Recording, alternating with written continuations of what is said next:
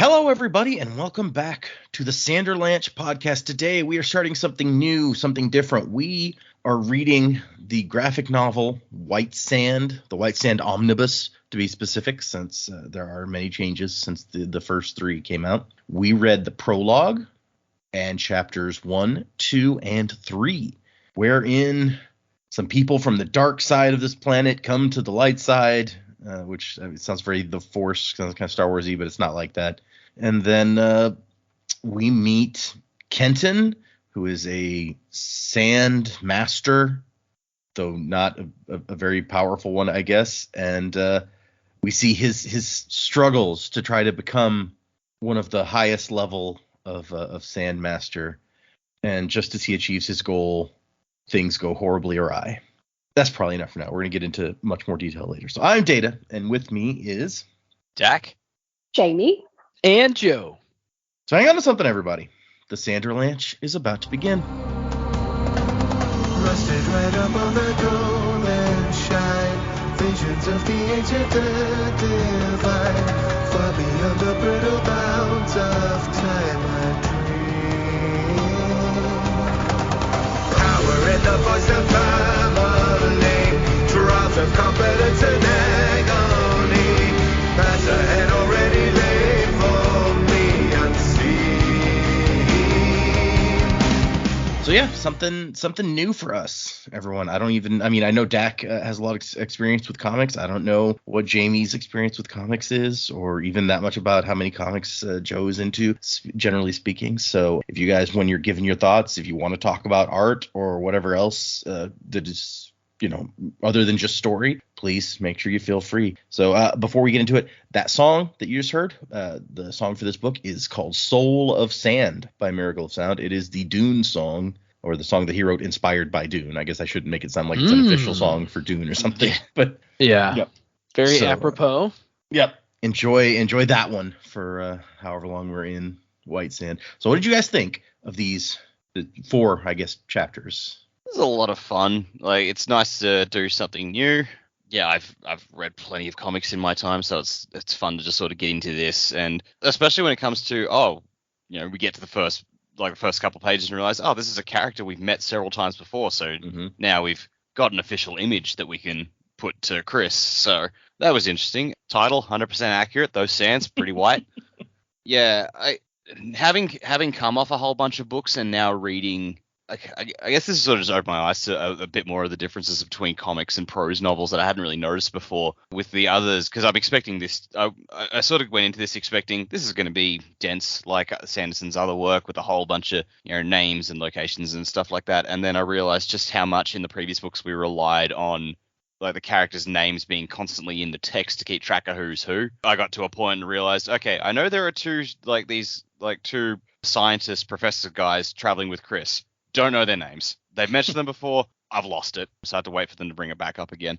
So that was the thing. It took me ages as well to realize, so the day side and dark side languages have different color text and outlines on the speech bubbles. I forget which is which, but one of them is black and one of them is blue. So I thought that was a neat little touch, just a really subtle way of showing, all right, different languages. Because at first I think I might have just thought that was a printing error, but as for the story itself, really like it. I love this new power set. I don't know if I quite fully understand it yet, but I'm sure there'll be more explanation for it down the line. But yeah, this whole using the sand to like make ribbons that you can use to do stuff, I'm just like, that is so cool. I love it. And yeah, the fight with the bug monster that Kenton had during this trial, I thought that was super cool. And then heartbreaking as the story has, the entire tribe got slaughtered except for this one survivor. I'm like, I had a feeling it was coming, but seeing it is a bit, yeah. Again, it's another one of those, like reading it is one thing, seeing it is another. It's just a different experience, I guess. Not necessarily one's better than the other, but very different. So that, yeah. No, it's like on the whole, though, this is a lot of fun. I'm fascinated by this planet. One side perpetually in light and one side perpetually in the darkness. Even though from the map, I think I was talking with Jamie about this before we started, it's like, we're probably not going to see a lot of dark side because there's no map included of it. Right. Not a good sign. No. But yeah, no, interesting story, interesting powers. I like the characters. I like Chris's bodyguard dude. Yeah. This is fun. I'm looking forward to more. It's funny to me that you mentioned the two professors and not being able to tell them apart, because in the prose version, which it's been a while since I read that, but so I may not reference it all that much while we're talking, but you'll probably hear references now and then. But they're the same two characters there, and even though their names are said every time, I still don't remember which one is which, because they're always like sniping back and forth and stuff. So it's a whole thing. And then I read in, and I'm trying to find, there it is. I'm trying to find the wiki article where I read it, but apparently in the first volume, and maybe it's something they fixed in the I'll have to pull out my original volume to compare to the omnibus, but it says that like the two professors' speech bubbles occasionally like got swapped and like attributed to the wrong one of them, which just like makes the whole thing even worse. That's pretty funny. It says, noting the clothing of the speaker and the context of the quote is required to catch these mistakes. So yeah, I'm not gonna notice that. Well, this was a completely new experience for me. This is my first graphic novel after living with Jack for 8 years and having many at my disposal. Different, very different experience. I didn't concentrate on the art as much as I would have liked. I think I'd probably like to go back afterwards and go through it again. What I did see, I did like. It is interesting to sort of get that visual of the characters as you're reading them, rather than having that opportunity of building the picture in your head. I think it's a different experience to just be presented with it in front of you. I was like, what are the chances of there being like a Chris and a Krishala, or however it's pronounced? I'm not sure the official pronunciation. I've always said Krisala, but yeah, I don't know. Yeah, probably, considering it's shortened to Chris. So I was pleased that turns out to be her. The story, I like it so far. Doing the standard new Cosmere work, struggling to figure out what's happening, sort of thrown into the thing. I really liked like Chris's notes.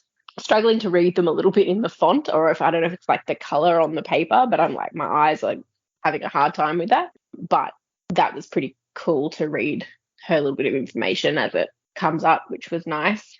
Kenton, I feel bad for the dude, really. I was getting very much Jedi Temple vibes, and then these other guys come in and they're like, in our opinion, the Jedi are evil. Yeah, this is very much where I was pretty much the whole time.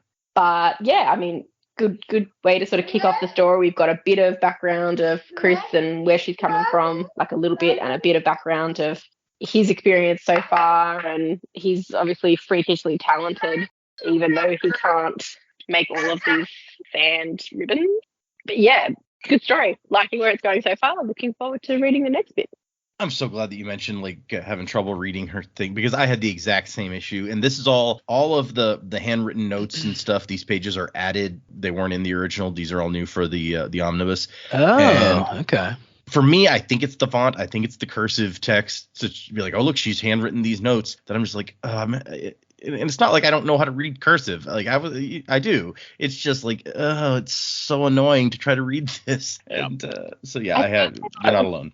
I thought it was the font size, but it might even be the color on the background. Yeah, like, I agree. Not just white paper. Like, to have a slightly yellow paper is good, but it's almost too dark, I think, to really make out the difference. But it's very pretty. And with the blue text on the maybe if it had been black, it would be easier. I don't know. Yeah, no, I agree. The blue text, and I'm reading it on a computer screen because we didn't, Data and I don't have access to the physical copies yet. I think that makes it even more difficult. Oh, it might. Yes, no, I agree that it's difficult to read those. But they are cool. Like Jamie said, I also like, this is the kind of stuff that I tend to find really fascinating in these books. And so maybe Jamie's in the same area as me there. Although, I guess I should say some of it I find fascinating, like the astronomy stuff. I was like, ooh, I'm eating this up. This is really cool. The stuff about their currency, I'm like, I mean, I guess good to know. I don't really care. Yeah.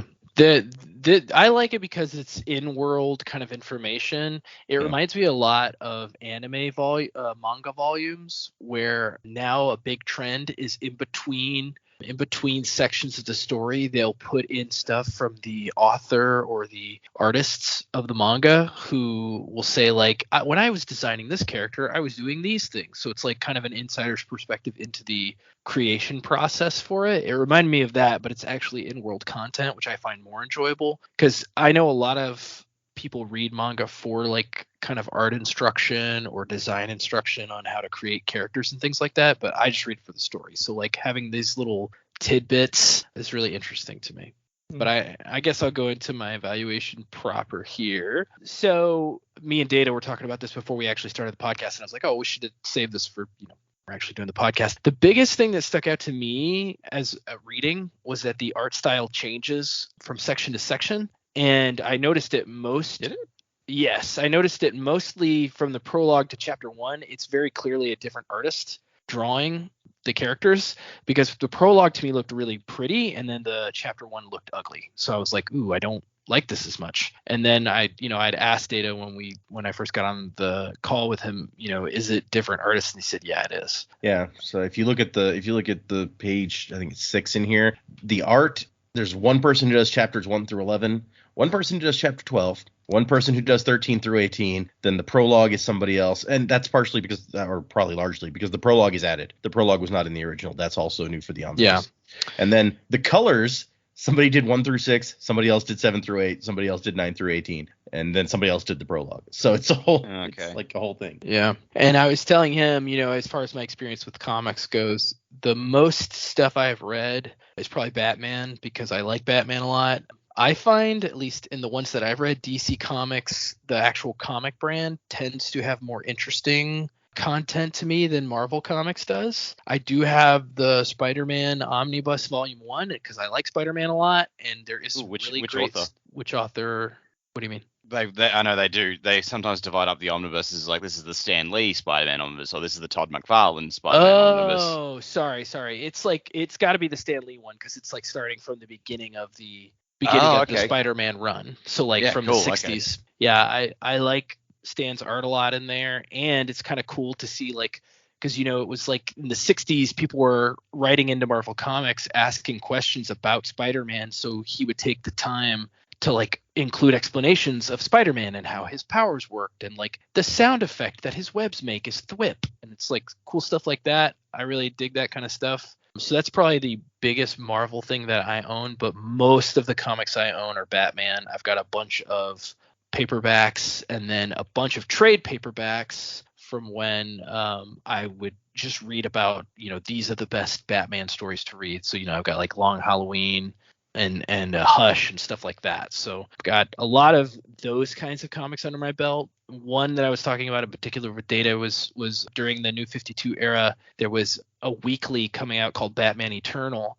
and they did it the last year. Yeah, it was the last year that New 52 was around. They had an issue, so they had an issue every week to get to 52 issues, so that it would have 52 issues along with the other New 52 stuff. And so that one, because they were having an issue a week, they had different authors and artists on almost every issue. So it was kind of like a different experience week to week, because there were so many issues and so many different artists and art styles and stuff. There was one that was like, I think even like South Park looking. It was very strange.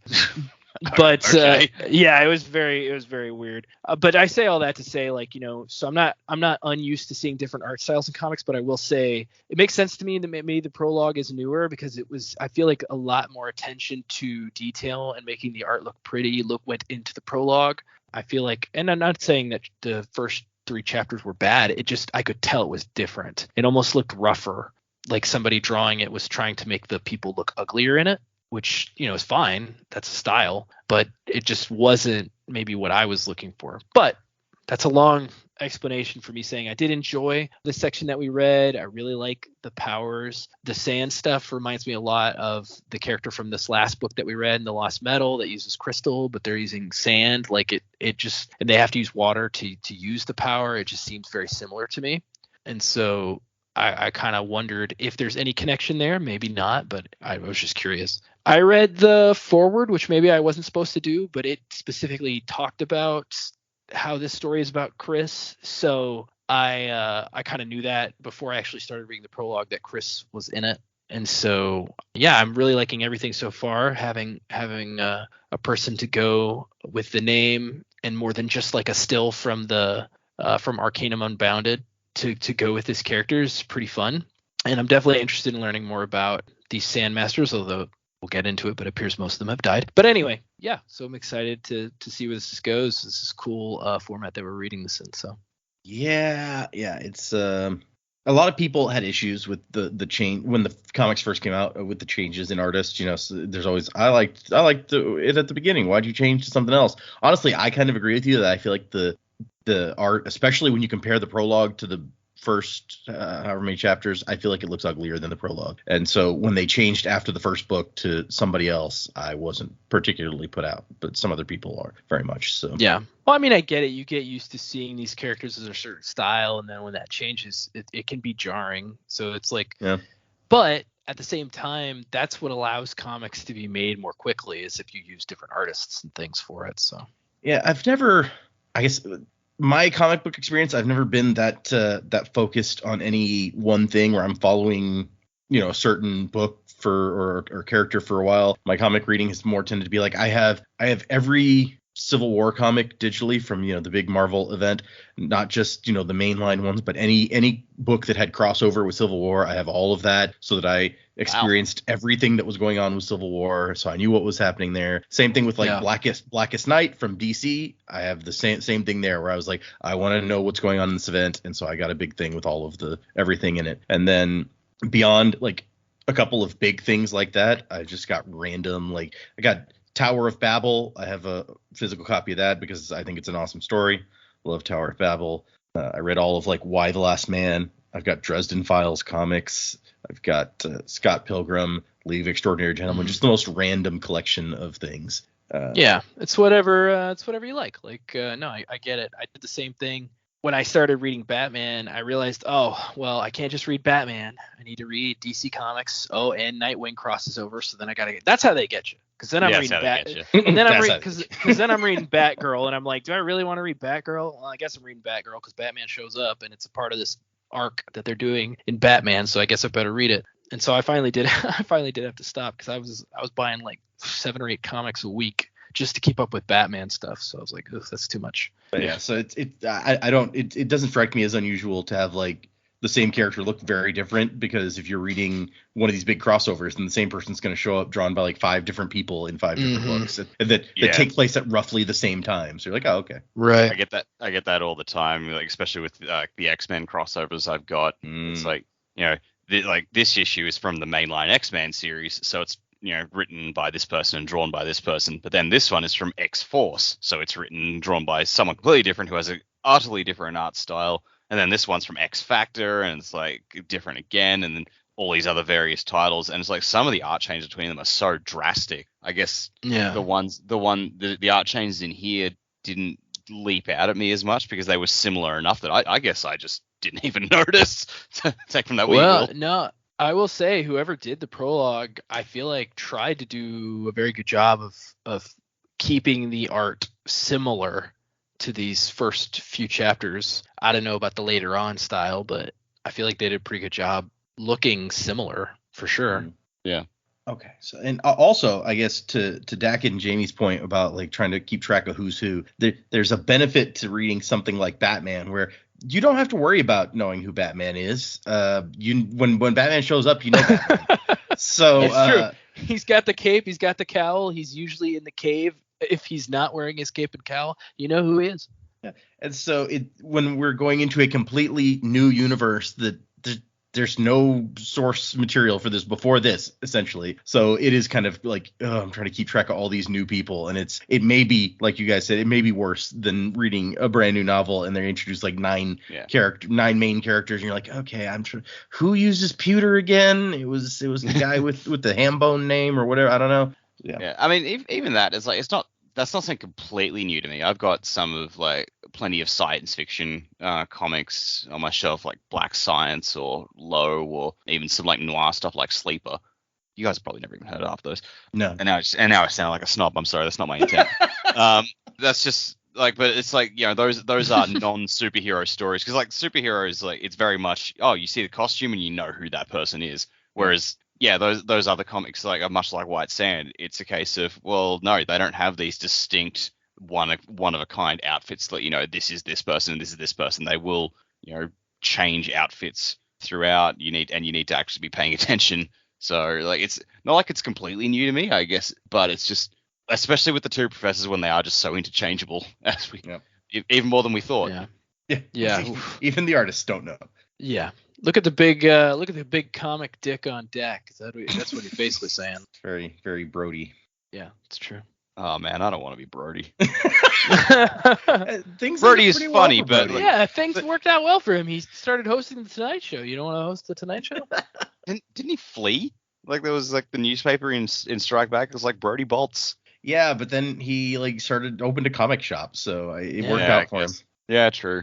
I don't want to manage my own business. I'm not cut out for that. No, yeah, No. People have dreams of starting their own business. I'm like, no, that's a lot of work. Yeah, I don't want to do even that. especially like a brick and mortar comic shop these days. Oof, Yeah. Oh yeah. that's rough. Support your local comic shop, people. Yeah, it's rough on them. Okay, let's get into this. We've got a lot of. I think now that I'm looking at actual page numbers and such, I was telling Joe, I think that I may have started us off with like the biggest chunk that we will be reading this whole time. So this may be a longer one. I don't know. We'll see. But I'm also going to try to use this to evaluate. Is 3 chapters a good number for us to read each time? So we'll find out. So we start out with just I know Dak and I at least always enjoy the map, and I love the art style on this map. This is just a very like different sort of map from what we've seen before. This one, it doesn't look like it was drawn by Naz or has his commentary on it or whatever. Like that's it. Like this appears to be before Chris meets Naz, and it's from Chris, exactly. It's from Chris's home planet, so maybe it's just one she already had. Yeah, and so it is just a map of Dayside, as Dak mentioned. We don't see anything about what Darkside looks like. But the Dayside it's very stylistic. It's got like the ocean with the giant monsters in it. And around the edges at the bottom, you've got like guys who you can probably recognize at this point are the Sandmasters with their ribbons of sand. And at the top, there is kind of an ephemeral woman lying on top of the map and like looking down with her red hair flowing. And so maybe that'll play into things at some point in some way. Could it be the Sandlord? Could be. Maybe. I mean, they I feel like they make it sound like Sandlord's a dude, but we can look for that. It could be androgynous. And so also the next page then is one of these pages with just text. Well, mostly text. There's a few like drawings, but these are Chris's notes about how stuff works. And the astronomy part, like I said, is the most fascinating to me, where this is a planet that is locked, where one side, Dayside, is always facing the primary star of this system, but there is a smaller star that moves along, or really, from what it says, kind of pulls the planet along with it as it orbits the larger star, and Darkside is always facing the small star. The small star has a particulate cloud around it, so you don't even get all the light from the small star. You get like what she calls like a kind of perpetual twilight on Darkside. Call it the tugboat star. And then there's some specifics about like just weird stuff with this system. Like there's a pulse from this particulate cloud exactly every 7 orbits of the moon, which is how they judge their days. And she's like, that can't be like a coincidence, but we have no idea what it is or what it means. Yeah. What I learned from this section is their planet's weird and they don't know why. Yeah. Right. Yeah. She even says like we're not in a stable orbit. There's no way that we should be able to stay in the orbit that we're in. There must be some other influence, but we don't know what it is. Which that's uncomfortable. And then we get the slightly less interesting to me stuff about like the clocks and how Darkside's clock is different from Dayside's clock, which I feel like is kind of needlessly adding complexity. Like I don't know why it was necessary. I think that's just to show like the disparity between the cultures. Yeah. I mean, yeah, that's a pretty big difference when you have a different number of hours in the day. And they also each have like minutes in their hours, but the minutes are different lengths, which that's just mean. Yeah, there's got to be an easier way, right? Yeah. I mean, I guess we find out there's not all that much, at least official communication between the two halves. So maybe, you don't really notice that the other half does things so differently. It's kind of like metric and imperial measurements, but it's just weird. Yeah. And then for coinage, we get a little bit about that. They use discs of precious or semi-precious stone. And there's 7 different denominations made of different kinds of stone. I mean, that's a cool I like way that. to do stuff. It's nice and color coded. Yeah, right. It's very, very color coded. I appreciate that. And she even tells us like what the average upper class craftsperson makes a day, so we get sort of an idea of how much we feel like a lack would be worth. But I was just like, okay, good to know, I guess. And so yeah, did Jamie and Dak, did you guys read the forward or anything, or was it a surprise when you figured out who this person was? I skipped is in the forward. prologue? I've had too many experiences with forwards where they just blow plot details for later in the book, so I'm just like, yeah, no, I'm not going to risk it this time. Yeah, I didn't read it, to be honest. Dak puts the bookmark in at the end of each episode and goes, this is where we start, this is where we finish, and that's all I read. Nice. So Good system. Yeah, I apologize. When I was in college, I took a course, and part of the course was like teaching you how to read books, which it was like, well, okay, well, that sounds weird. But basically his point was like the author intends you to read everything in the book. So you're supposed to start with the introduction, read the forward, and then go into it. So that's what I've done just out of habit for every book I've ever read. That's fair. Yeah. And so Data told us only to read the prologue in the first 3 chapters, but without thinking, I just read the intro and especially since I was scrolling on the computer, it was kind of hard to skip. Pops right up, right? Yeah. So. Well, and it makes sense that some people would skip something. Like when we were in Mistborn, we talked about how some people apparently didn't read the epigraphs, and you're like, that's a whole different experience that you're having with this book than what we had. Yeah. Yeah. Without the epigraphs, we wouldn't have been able to make half the predictions we made. Yeah. I guess the difference there is like the epigraphs are like they are part of the text of the book. Like they're still part of the story. Like the forward like isn't part of the story. It is crucial, and yeah, you're entirely right. Like the author does want you to read it, so that's fair. But if you skip it, you don't miss any part of the story itself. Whereas the epigraphs, you absolutely do. Right. Yeah. I often wonder like how many people open a book and just don't read a prologue. Like they're like, oh, well, I don't need to read a prologue. I'll just go to chapter 1. In comedy books, especially like Douglas Adams, I'm always very, very careful to make sure I read the prologue because they're generally hilarious. The Princess Bride has the most ridiculous prologue or forward or whatever it is, where it like made me concerned. This author's talking about how when he was working on this book, he like tried to have an affair with this woman he met at the pool or whatever, and talking shit about his wife and his fat kid. And I was like, oh my God, what? And it turns out it's all fiction because he doesn't even have a son that he was talking about. He has 2 daughters, but it was just like, I was so concerned going through this prologue. Like, should you be writing this down? Like, this doesn't sound like a good idea. It's a pretty cracked out book. It has so many little notations in it as well, especially the anniversary edition of the book, because it was made after the movie came out, and so there's so many fictional stories about making the film in the book. I haven't read that. I have to do that. I didn't realize there was new stuff in that. Oh, it's so good. It's like he talks about meeting Andre the Giant and tells a ridiculous story about how Andre the Giant really did climb these cliffs, and he's so strong. Like it's insane. You gotta read the anniversary edition. It's amazing. You referred to me as regular sized Andre. Yeah. I'm shopping for that right now. Okay. Because that guy's a hell of a writer. But it's the same with like Hitchhiker's Guide to the Galaxy. Great stuff that he writes before the main book. It's just always hilarious.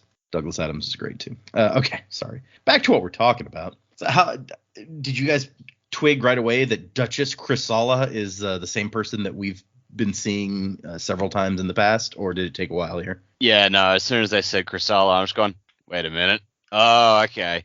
That was it. It's one of the reasons that I thought it important to mention that this is the earliest published thing in the Cosmere, because it gives you an idea of like, this is not Chris after we've seen her in Secret History or Era 2 or whatever. Yeah. So we meet Chrysala and Bayon is how I've pronounced his name, and there may be other pronunciations.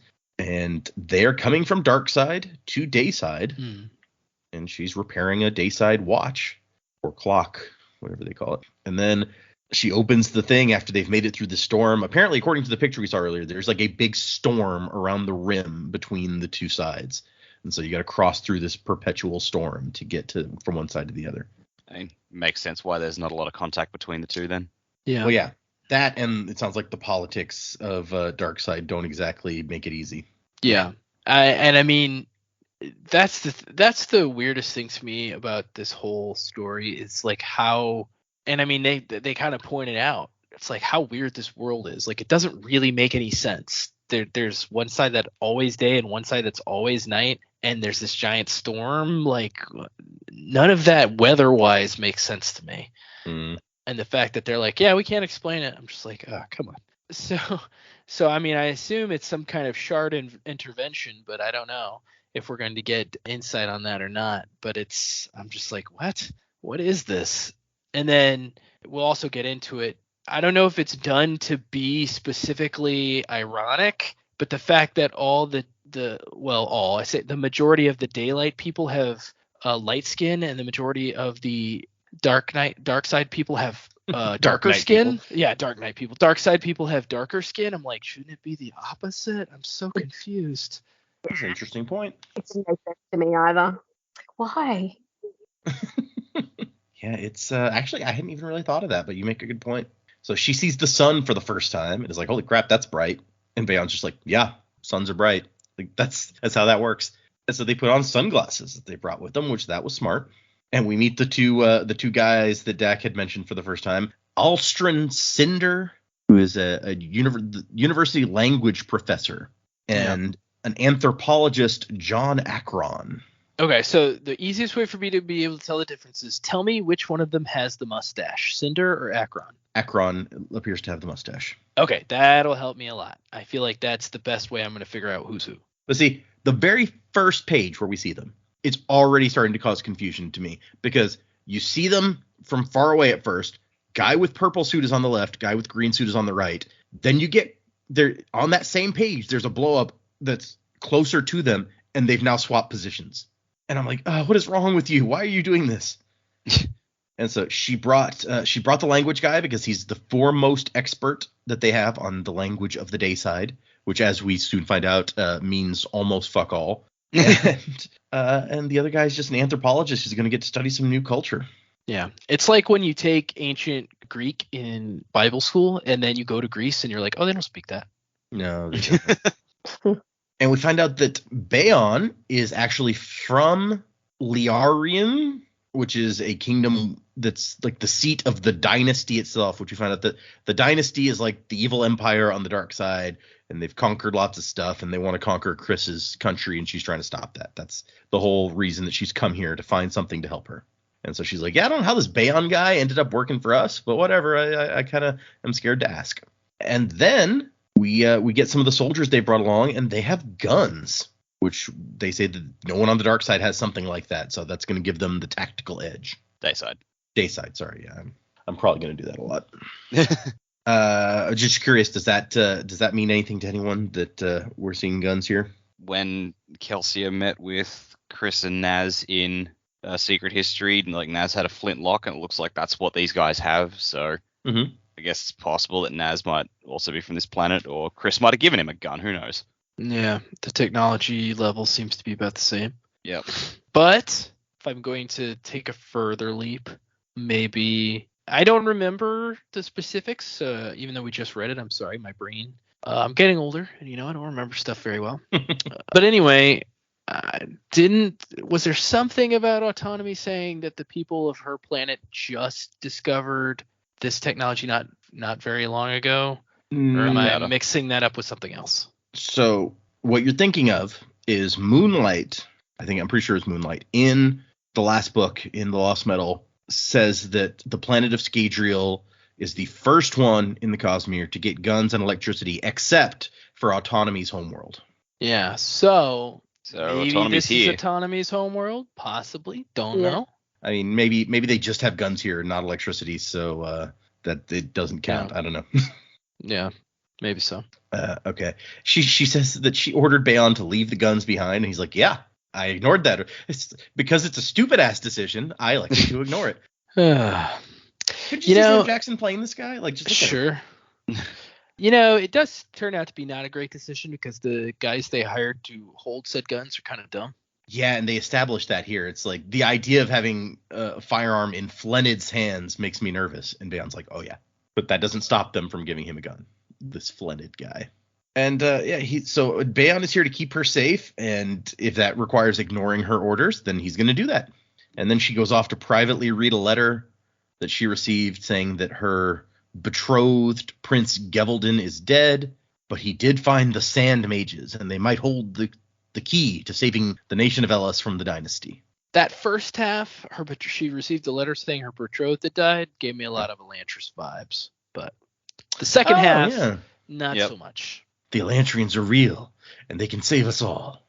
And so that's the introduction here. The part of adding the prologue and stuff was to expand on Chris's story a little bit so that we understand where she's coming from in some ways, since later on she becomes an important crossover type character in some of the Cosmere stuff we've read. So she's off to find the Sand Mages. And then we cut to, and it's the art style is most obvious to me, the difference when you look at like Kenton, because you see Kenton so much in the first 3 chapters. Like Kenton here looks to me very different from Kenton in like when we read chapter 1. I agree. He looks good here, but in the next chapter he looks kind of rough. And so we get Kenton and one of his buddies sand surfing, and we get introduced to the fact that like the most powerful sand masters can control all of these ribbons of sand and use it to their advantage in various ways. Kenton only has 1 ribbon, but as we then find out when he gets into a competition with some other bragging sand masters to shoot stuff out of the air, he has more individual control over his 1 ribbon than they have with like their 10 ribbons or whatever. And so I guess you would say he wins some money with that, but he doesn't really, because he destroys that amount of money first in order to win it from them. Yeah, I didn't really understand that competition at all. And so I guess he was so confident that he was going to win. He's like, I'll just break even. I don't really care about the money. The point is to show them that I'm better than them. Yep. And he's like, I guess this is just a Sandmaster thing where it's like we throw discs up, shoot discs in the air and knock them out. Yeah. And he totally calls the guy out. Wanting to prove your point, though. I appreciate that. Yeah. You destroyed all your money, but good on you, man. You made your point. Humble brag, whatever. I really like how this guy controls 10 ribbons or whatever, and he's like, okay, launch 10 discs.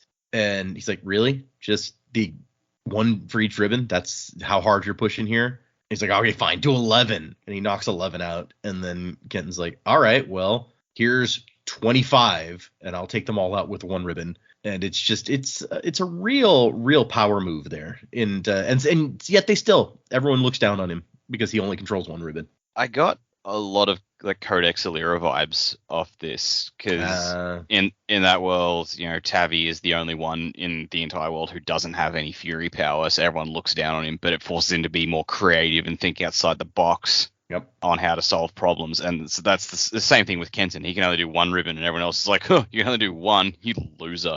But he's just much smarter about how he uses the power and what he can actually do with it.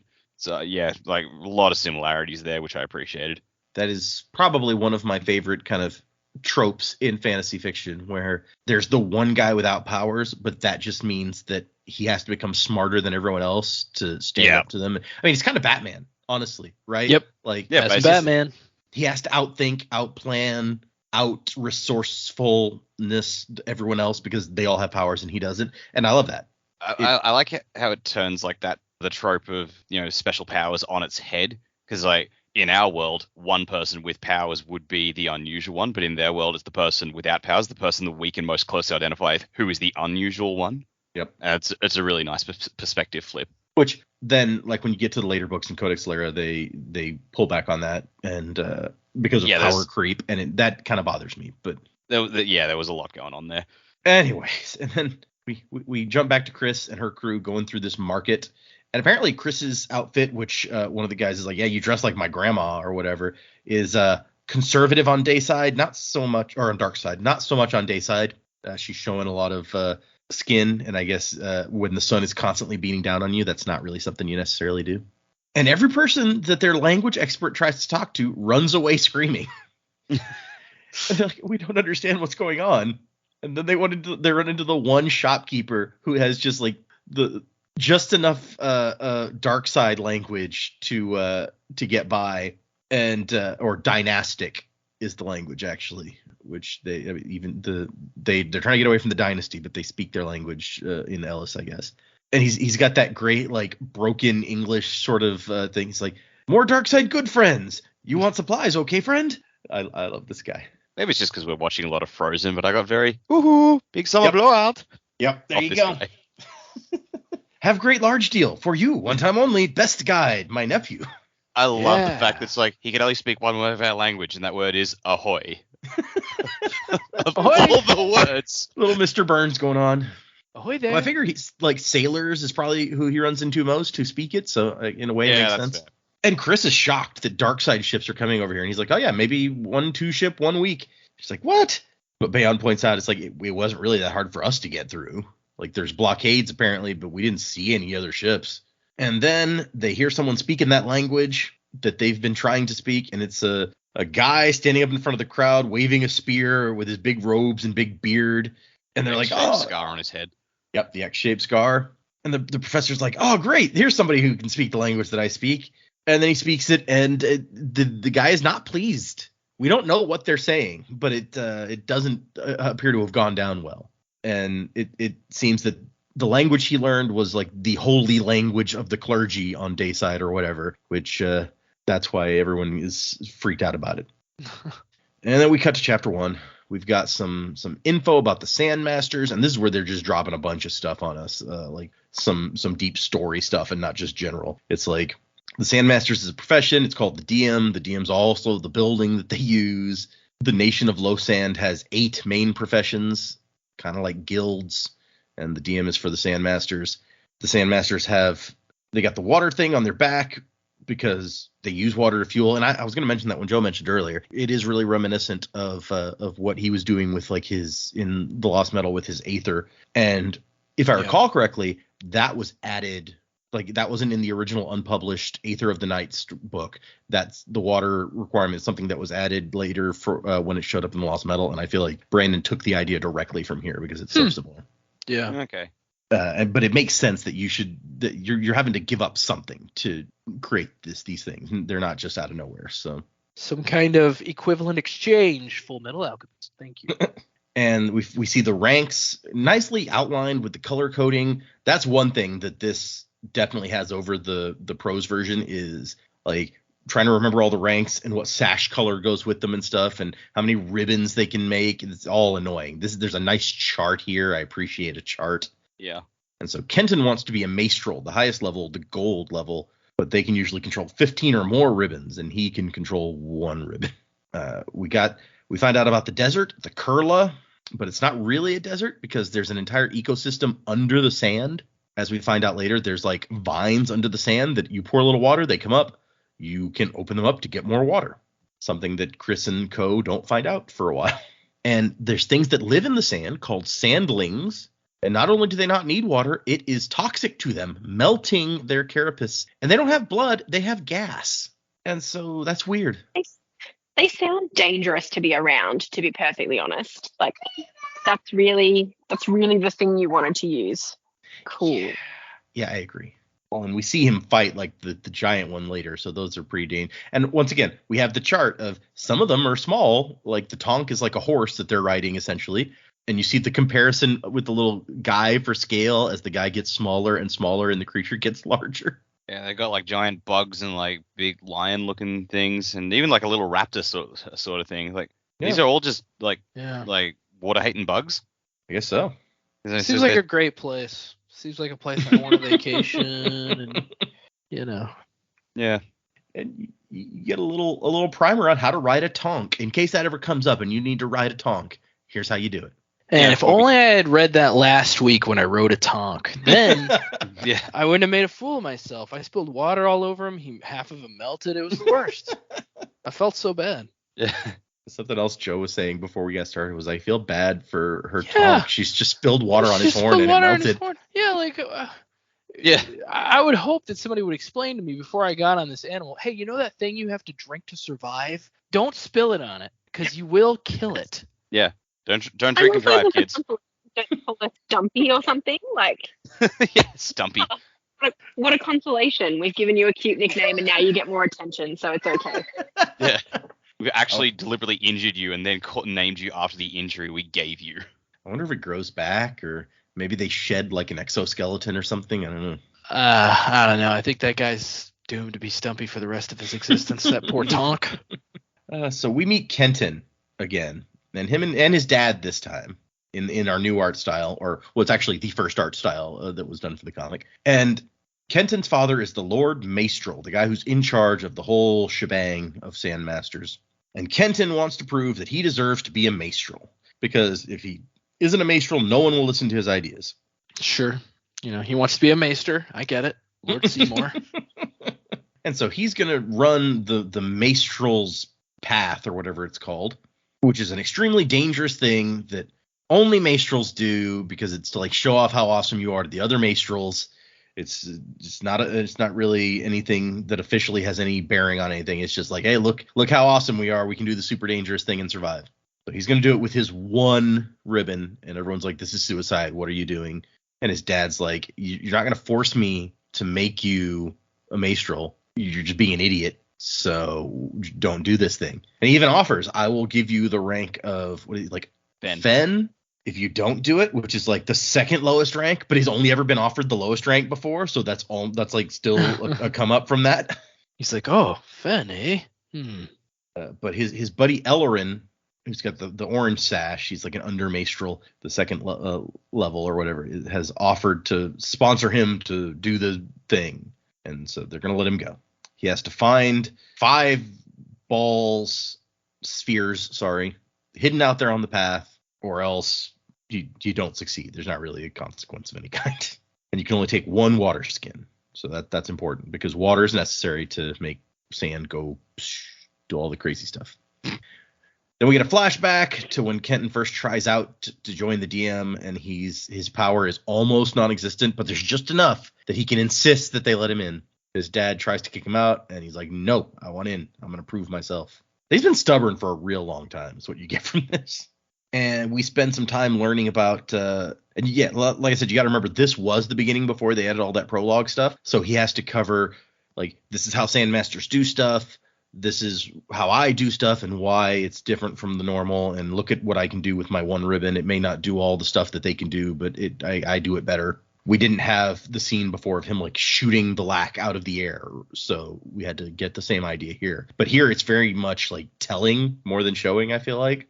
Well, sort of. I think like in conjunction with the prologue, like seeing him just snap all the coins out of the air with one ribbon was sort of like the tease, and then here we see him going to absolutely town and doing so much with the ribbon. Yeah, that's true. He's like creating handholds and doing all this different stuff, and they're like, what's he doing? A Sandmaster is supposed to like dance through the air. What is this idiot doing? Climbing rocks like a loser. I don't mind that kind of exposition when it's a grumpy old bastard just going like, you're not supposed to do it that way. This is how it's meant to be done. It's 100% a realistic thing that happens. Yeah. Dance, water, dance. He's like, if I just leapt over this chasm, I would have not found the 3rd sphere. So see? And then he's using his brain because he's like, hey, I see some black sand up there, which means it was just recently used. And that's how we learn when you magic with the sand, it turns black. And then the sun will, over time, re-energize it and make it white again. White sands. I get it now. And he finds 4 of them. He's almost out of time. And here comes the 5th one. But it is guarded by a deep sand. Deep sandling. Yeah, a deep sandling. I was reading the deep sand. It is in some deep sand, but there's a deep sandling under the deep sand. Deep sand sounds like a place where you'd find a deep sandling. Yeah, right. Not only is it a deep sandling, but it is a what does he call it? It's like got the special black carapace that cannot be affected by sand. It's Turkin. That's what the sandling is. Turkin, a name for anything impervious to sand mastery. So it's a badass monster, and it's guarding the final sphere. But it's still vulnerable to water. If he hadn't drunk all his water, he could pour some on it and start melting it, which really makes it slightly less intimidating to me. Yeah, it's a giant monster, but you throw some water on it and it'll run away. Yeah, it's like the Wicked Witch of the West. Yeah, but he doesn't have any water, so he's gonna grab the 5th sphere and take off. But then he sees embedded in the creature's chest a 6th sphere. Oh my gosh, this must be the real test, he decides. And he goes in and murders the deep sandling with his sword and his sand, and is like, look at me, look how badass I am. then he collapses because he's all out of he's dehydrated and stuff. Yeah. And then we go back to Chris. They're heading across the desert, or the sands, not really the desert, as Kenton explains later on. And you can see in the picture that one of her Tong's horns is all messed up. And the nephew knows the one dynastic word, ahoy. On young. And they're trying to explain to him that they need some water. And he's just like, oh, yeah, water, no problem. And he starts to pour out a canteen on the sand. And she's like, no, I will not allow you to waste our water by pouring it on the sand. And she's like, ahoy. Yeah. He's like, these foolish outsiders. And we make it to a town, which they're really hoping, because they don't understand the water thing. They're like, there's got to be a well. There's got to be something here. Like, if there's a town, there's water, right? Why else would they have a town right here? And then they run into some intimidating looking dudes with like pneumatic crossbows, which that's pretty cool for guys who don't have guns. What are you saying, Jamie? I just said it's pretty high tech. Yeah. And so she decides that if I know anything about nature, then the best place to find water is going to be where like there's rocks popping up, because that means you're closest to like into the ground where you could find the way down to water instead of just sand. And so she's like, take us to these mountains over here. And the guy's like, ahoy. That's the end of chapter 1. Chapter 2, Kenton wakes up and they're like, dude, that was some messed up shit you did. That was crazy. There wasn't supposed to be a 6th one. It was probably just left over from some other run. You kind of out thought yourself there. And also everyone's mad at you because you killed the deep sandling, which has been there for hundreds of years and was the whole point of the path. And now no one will ever be able to do the path again. To be fair, if they hurt the sandling with water, I guess it was just supposed to burrow back and they could get the 6th thing or the 5th one. Is that what they were basically saying, or what? What he says, Kenton's friend here says, when he ran it, he did pour water on it, but then it like disappeared into the sand and took the sphere with it. Like he wasn't able to find the 5th sphere afterwards. Yeah. So like, what was he supposed to do? This is an excellent question. Yeah. I mean, I feel like they shouldn't be mad. They set him up for it. They're like, hey, here's an impossible task. He's like, okay, I'll kill it then. And they're like, wait, you're not supposed to do that. We can't help you unless you ask for it. Well then, guess I'm gonna stab it. No, wait. Yeah, don't kill it. What do you want me to do? Pet it? Nobody. They've all just got the shits because the guy who's only got one sand ribbon has not only shown them up by finding all 5, but found someone else's as well. And now killed the beast. Yeah. Which any of them probably would have not even thought about going near that beast without some water. So the fact that he not only did it, but then killed it, yeah, I agree with Jamie. They're just mad because he's so cool. Yeah, it's tough to be the goat, Kenton. What can we tell you? Yeah. You just, I mean, it doesn't help. Like the boss is literally your dad, and you've basically just shown up your dad saying, "Fuck you, Dad." It's true. Remember this sacred path? Now it's nothing. Guess we'll have to go find another bug monster. Oh. Yeah. Remember when they said this is the way in The Mandalorian, and then this season they all decided to take off their helmets anyway? Yeah, exactly.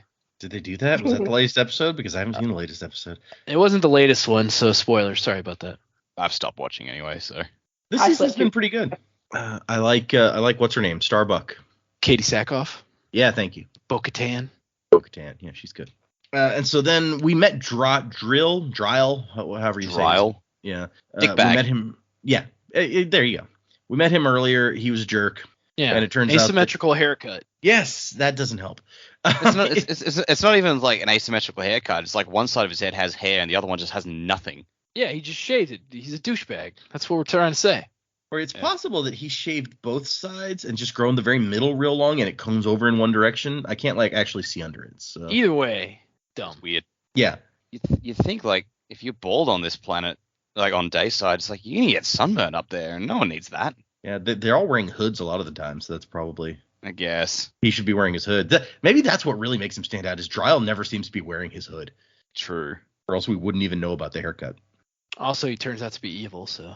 Yeah, so he not only is he a jerkbag, but he is violating the rules of the Sandmaster profession by like trying to hire out as a mercenary. And the Lord Maestral is not happy about that. And so they all drink from the sacred chalice together, except Dryle's too good for them. He's like, nah, I don't want none of that. See, you say that. Here's, predicament. Here it comes. Had poison in it. Oh, Dryle figured out a way to sneak poison in, or Well, somebody did, and he knew it was in there, because then none of them can't use their power so good, so some had to be in that cup, because he's the only one who didn't drink out of it. Yeah, okay, that's a fair point. And so they're handing out ranks. Here's where the multicolored sashes come in. And then we get down to like the last sash, DM Fen Blue. And he's like, oh, that's still not what I wanted, but it's a higher rank than I ever thought I would realistically get, so I should probably take it. Except it's not for Kenton. It's for Drial, the Maestral. He has been demoted, which is apparently unheard of. No one's ever had that happen before. Really? Never? It seems never in all the history of the DM has a Sandmaster been unadvanced. That's surprising. Right? Yeah. And so yeah, they take his sash away, give him the blue sash. They're like, know your place. And then, oh, here comes a gray sash, the lowest rank. And they call Kenton up, and they're like, Kenton, here's what I'm going to offer you. Did you think I would reward you for disobeying me, for slaying the deep sandling and ruining the path? And Kenton's like, no, I'm not doing that. I'm not taking the lowest rank. I'm awesome, and I want to be recognized. And so his dad's like, okay, fine. Take the Maestral sash that Drial just dropped. You are now a Maestral. And guess what? Everyone is going to hate you for it, because no one will think that you earned it. They will think that you got it just because you're the son of the Lord Maestral, and it's going to make your life miserable. Which I feel like everyone saw him beat the path with one ribbon and find an extra sphere. Like, really? Everyone's going to think it's like, oh, this is purely on nepotism. It's like, no, he pulled off something pretty extraordinary, and it's well known. Yeah, his dad's really a short-sighted fucker on this one. I mean, what are you talking about? I suspect that you are right, and that if there had been time, his dad would have been proven wrong, except that they're all about to die, so it's not. Yeah, it doesn't really matter. 1 minute later. Well, it's literally like one of those things where our boy's getting hyped up for like the event of his life and like the honor and respect he's always wanted. First, his dad shits on it, and then it becomes utterly meaningless because his entire order is destroyed. Yeah. His dad takes an arrow to the like kidney or something over here, and in the opening volley from an attack by the Kirstians, which now that I say it out loud sounds kind of like Christian. I thought it was Kurtz. Yeah. Maybe you're right. It's Kerztians here, so Kursian. Oh. The Kursians. Kursians. Yeah, okay. It doesn't matter. Although, by the way, there's a giant group of these people who are all trained warriors. Nobody sees the bad guys coming. Yeah, Right? they didn't have like guards or sentries up. Yeah. Everyone is looking the one direction, apparently, at this crazy shit that's going down. Yeah, they look in one direction, saying, "You don't know you're beautiful." No, I mean, it just doesn't make any sense. They've just all gotten complacent. They've forgotten how to be warriors, and they're just too worried about looking pretty. That's what Kenton has been trying to argue up till now, was like That came up in the prologue with his mate. Yeah, it's like we have forgotten who we are. We haven't actually Mufasa. fought in like hundreds of years, so like we're not the warriors we should be. And his friend's like, no, we're the most badass people out here. What are you talking about? And now's their chance to prove it, because all the dudes are coming, and you can see that they can use these ribbons of sand to just like they drill into this dude's skull. Like it should not be that much of a battle. Like when you've got like 15 ribbons of sand and each one can murder a guy instantly, but it doesn't work out that well for him. We also find out that if sand touches blood, it turns black, so that instantly uses it up its power. I didn't even look closely, but I like this one shot of like the Sandmaster shooting like 3 ribbons through a guy, and they're coming out the hole in the back, and they're all black. Yeah. Also note Kenton uses a sword. They mentioned that earlier. Like that's another reason people look down on him, because you're supposed to just use sand as your weapon. What's this sword shit? But it comes in handy here.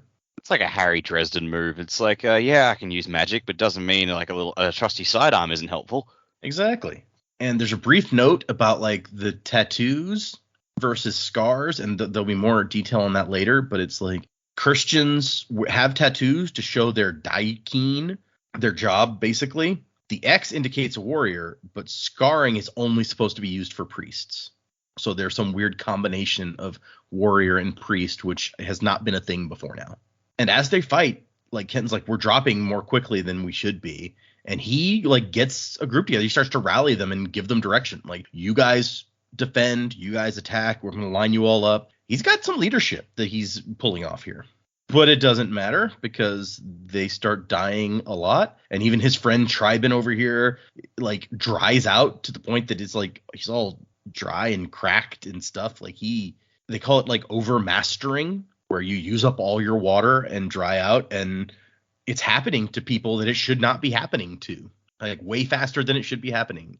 His friend dies. He's very mad. He starts slicing through people, but there's too many of them. And there's the one shot of him like with like 100 guys about to fall on him. And his dad screams out and lets out this enormous burst of sand magic, like a vengeful god disappointed in all that he sees, whose only recourse is to wipe the slate clean and start afresh. And for a moment, I swear he did it to protect me. Which that's kind of a sweet moment, given that the next shot is his dad like full of arrows, like a freaking porcupine over here.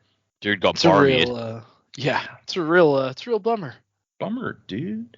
And then we get some more Chris's notes, which this is once again like new information that I like to have here. I like how much it gives us. We've got Losa and her brother Cursed, who are the original progenitors of like the two major cultures on Dayside.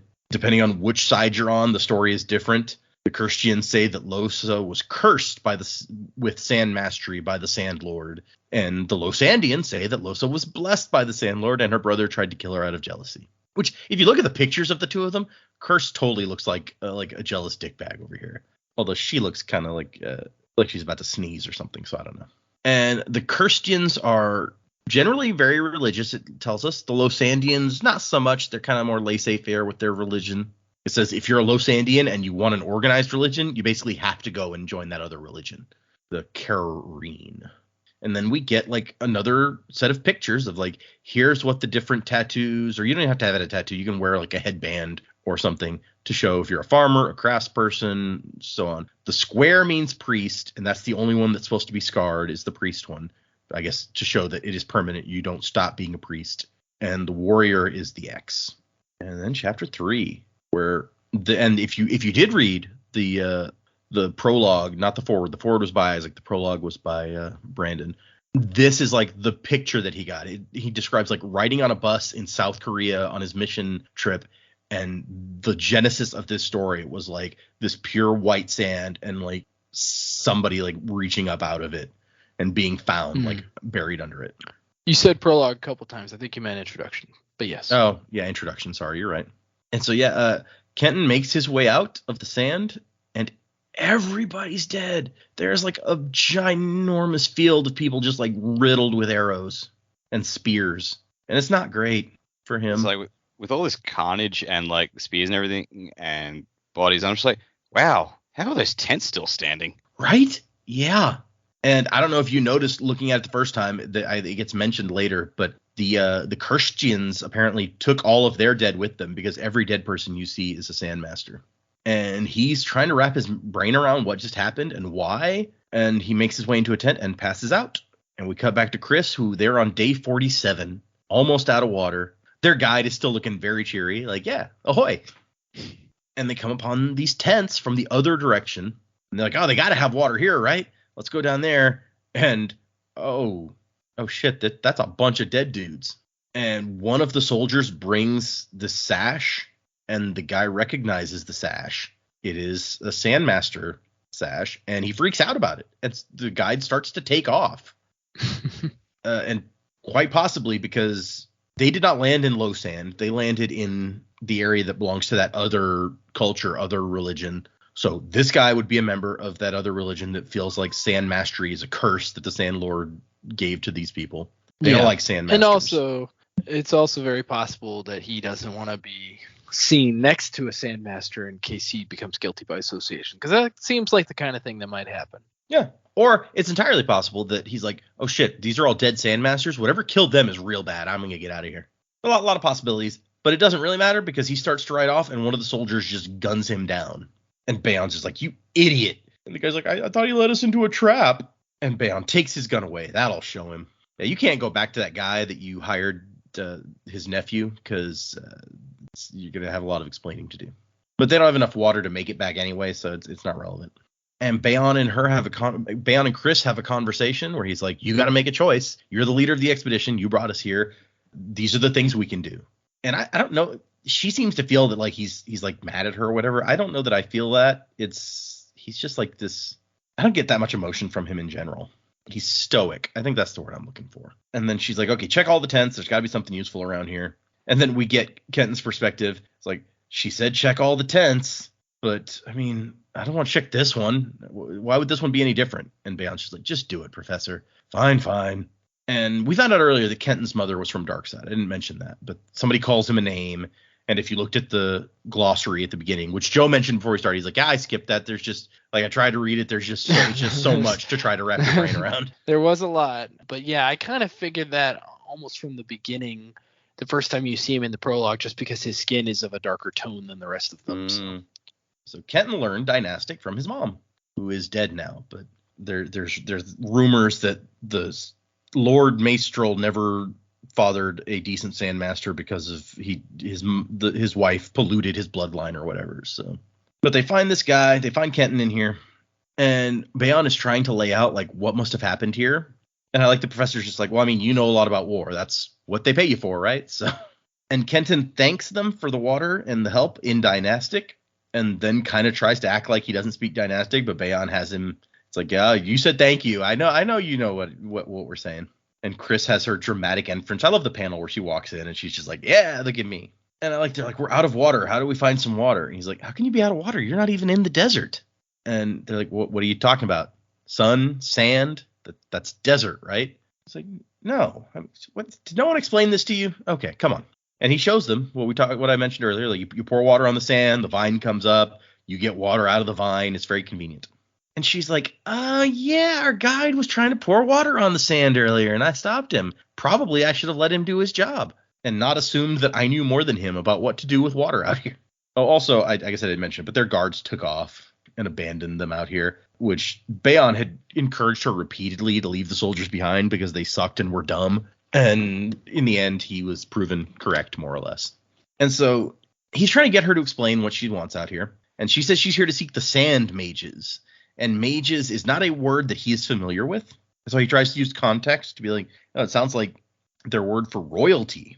And she reinforces this by being like, the sand mages rule low sand, right? He's like, oh, you mean the Taishan Council. Okay, well, yeah, I mean, I can take you to them. I don't know if they'll talk to you, but they get to a town a couple days later. They do some trading metal for supplies and such, because apparently metal is valuable out here since it's all sand. There's not that much rock to mine metal out of. But word has already started to spread that the Sandmasters have been wiped out. Fortunately, this particular merchant, has seen some recently. So Kenton has reason to believe he's not the last. That's good. But there's also these soldiers walking around who would probably are some more of those Scar X guys who would probably be happy to murder him, like they did all of his friends. So that's bad. Seems like they probably should have given him a change in clothes. Yeah, right. That is the only thing that really sticks out, is like, hey, look at the Sandmaster. He's dressed exactly like a Sandmaster. They all dress the same. Yeah. But this merch, take the sash off. Yeah. Yeah. I mean, I feel like even the rest of it is kind of uniform. Like they've got the special water skin on their back and all this other stuff. But the sash isn't helping. I agree. Yeah. Well, you know what? Just get a big coat and cover up. Hot out here, but maybe, yeah. A robe, like a flowy robe, maybe. Yeah. Okay, and this merchant, we're starting to get a little idea of the politics, which it'll go into a little more later, of the nation that's not low sand. What's it called? Hold on, let me go back to the map. So you got low sand, where the Sandmasters hang out, and Kirsta, which, yeah, the Kirstians. Yeah, Kirsta. Okay. So we're getting a little idea about the politics in Kirsta, where there's an election coming up, and the Lord Merchant may actually lose this one, which hasn't happened in a while. And these warrior priest guys seem to be involved in that somehow. Yeah, the merchant Daikeen hasn't lost the kingship in centuries. The high merchant should have nothing to worry about. But there's a new Akar who has the leader of the religious group, sect or whatever, or Daikeen in Kirsta is the Akar. And so he or she, whatever, has engineered the destruction of the Raikensha, the Sandmasters, and that may get them elected to the leadership. And this is where it becomes most obvious what was mentioned earlier, where the low sand, or the language here in in the day side is written in what I would think of normal text boxes with like white background, black letters, and then the dark side language has like blue boxes with like kind of bluish letters, purple letters. And so he starts explaining the politics, like, yeah, like 200 years ago, the Christians and the Losandians stopped fighting for the first time ever because the merchant group took over, and the merchants, they like trade. They want to make money. They don't want to fight. So it worked out for everybody. But now the Akar, the high priest, it looks like he may be able to win the choosing when they pick a new king, basically. They're going to use a weird, like, mythical deer creature to pick the next king? Or? Yeah, sure. That sounds right. But it'll be like a zombie one. Pick the evil guy. Right. It's going to have like a weird carapace and you can't put water on it. And then Kenton calls her Chris, which apparently no one does except for her former betrothed. And so she's kind of like, what? Excuse me? Also very familiar. Like, you just met her. Don't do that. Yeah, that's fair.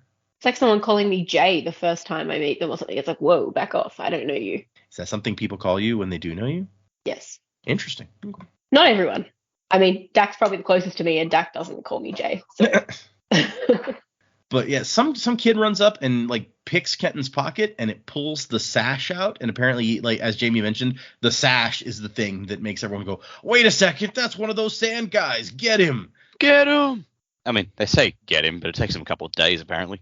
Yeah. I mean, they don't actually say get him. It's just like all of their attention is drawn, and the little pickpocket is so freaked out that he drops the purse and runs off. It makes me think of the seventh Harry Potter movie where they're leaving the ministry and that guy's like, it's Harry Potter.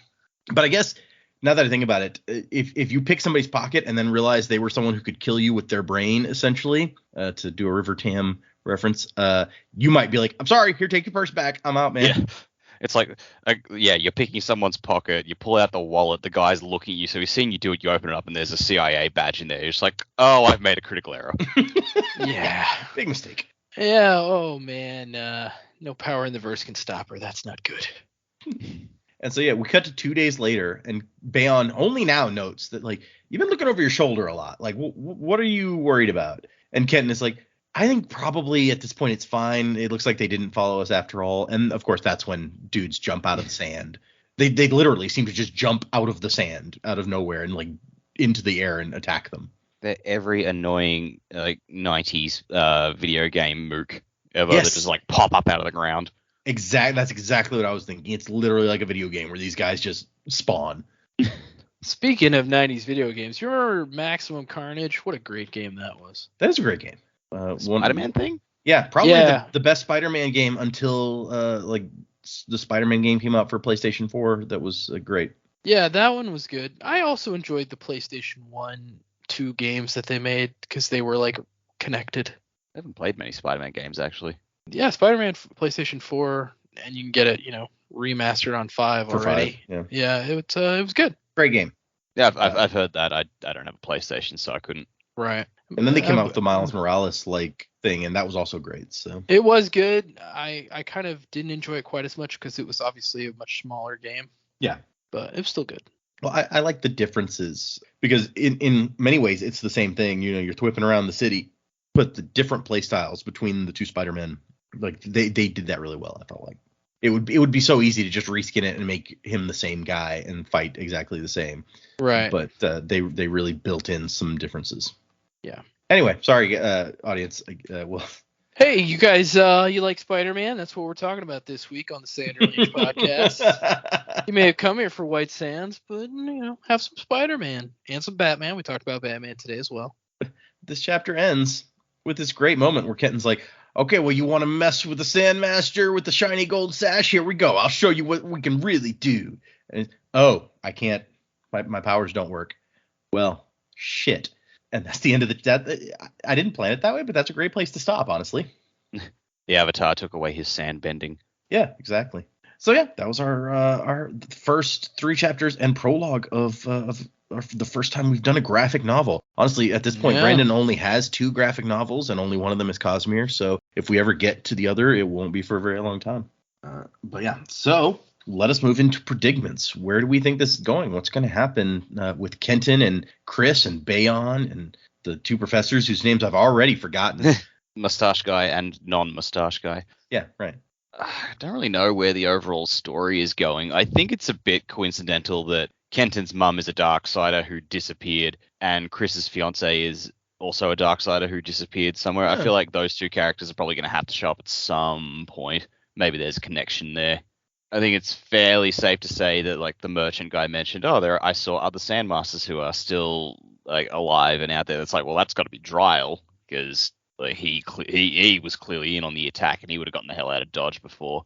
Maybe it was his guys who were meant to be the guards, and that's how the Kurzdjians got in so easy. Yeah, but overall, I'm still not really sure. I feel like, Chris's side of things, we're probably not going to see a lot of Darkseid and the politics. Like, it's probably going to end on them going back to, fight off the dynasty or something. Or it could be just them just going, bugger, this entire planet's screwed. Let's just get the fuck off it and step into a perpendicularity. Because, there's no Darkseid map, and the only Darkseid we actually saw in the book was the prologue, which wasn't originally there. So I guess we're probably just not going to go back there. Or we're definitely not going to see it, at least. And I don't know what where we're gonna go with Dayside's story, like the overall politics and stuff. We'll just have to wait and see on all that. There's some interesting little tidbits dropped about Darkseid and like what's going on there with not only the politics with the dynasty, but like the magic that seems to exist, because they mention like Star something or other that he says don't work on the Dayside, so he doesn't think Sandmaster will work on the dark side or whatever. But there's just these tantalizing little bits of information that I'm like, ooh, I want to see what these things are that you keep talking about. Yeah. There's also the mention that it's like, it used to be called Starside, but now it's the dynasty likes to call it Darkside, so that's what they call it. Like Star is way prettier. Yeah. Now you've gone to the dark side, the evil side. Because they're evil. Maybe they want to be that way. I don't know. In terms of predicaments, I don't know. I think it's too early. My brain is still just trying to process, everything that we have read and gone through.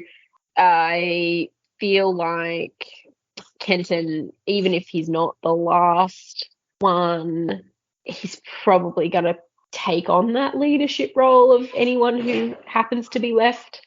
They get to Lausanne? Yeah.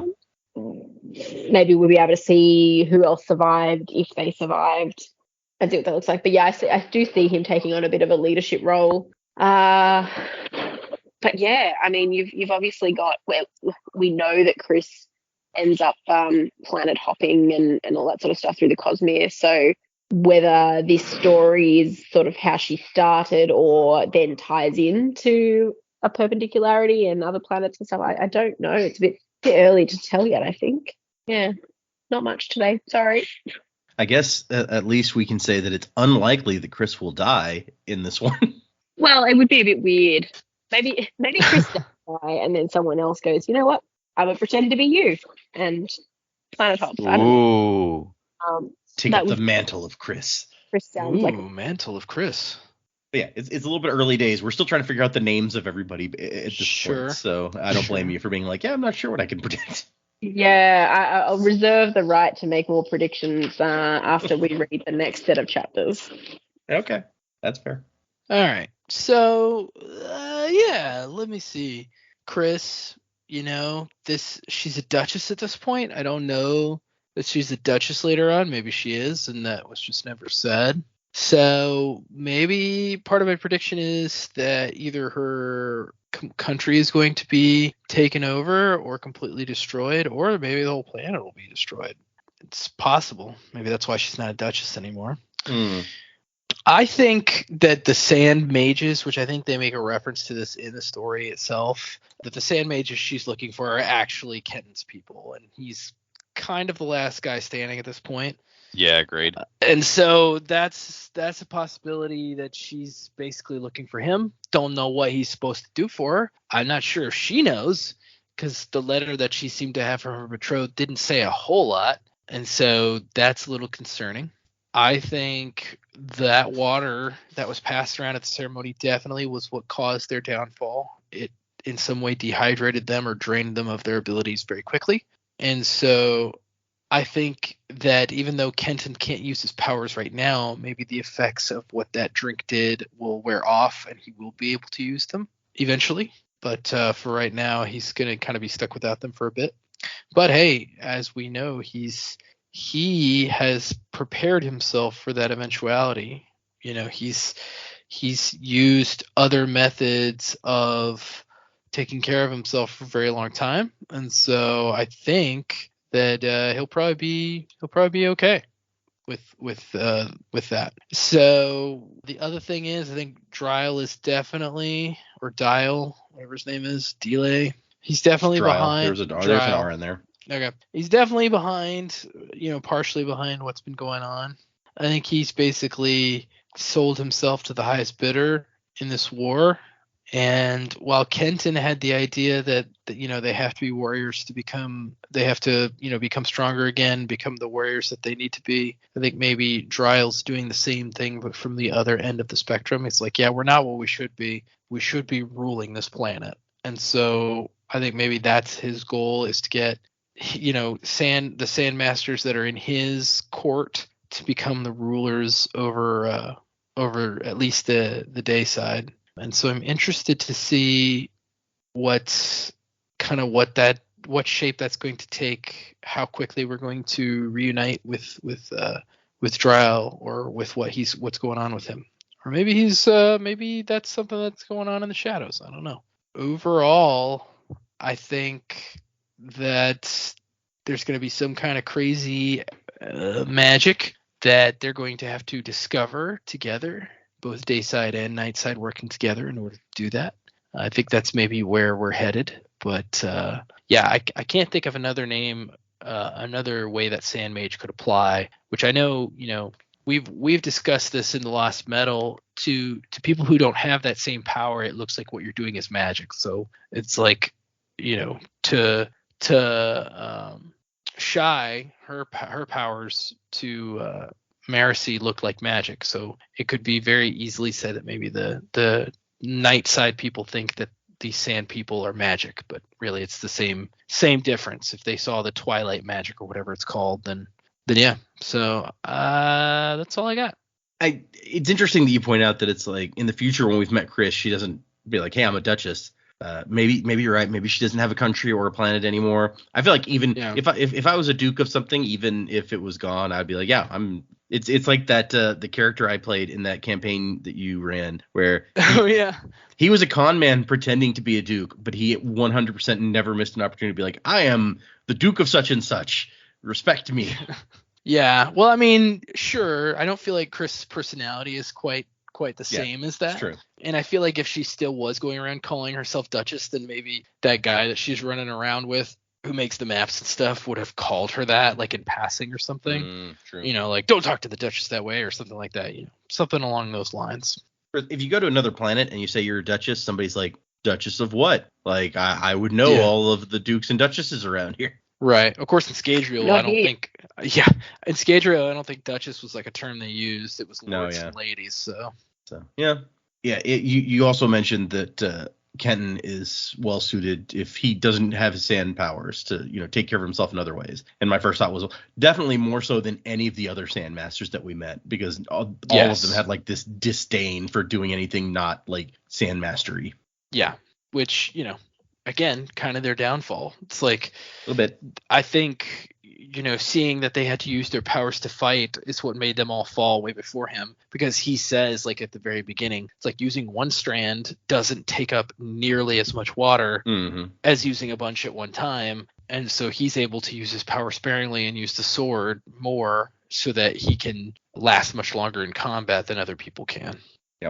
Yep. His handicap is what probably helped him not die. Right. He's gonna fly into battle and be like, I'm Mary Poppins, y'all, and then like shoot his one sand arrow at people. It'll be fine. All right. Okay, we have we have a bunch of emails, but I think I'm just gonna do a couple of them here. And we also we'll start with the new patrons. We have 2 new patrons. So we got 2 people who joined our Patreon at the SCA level.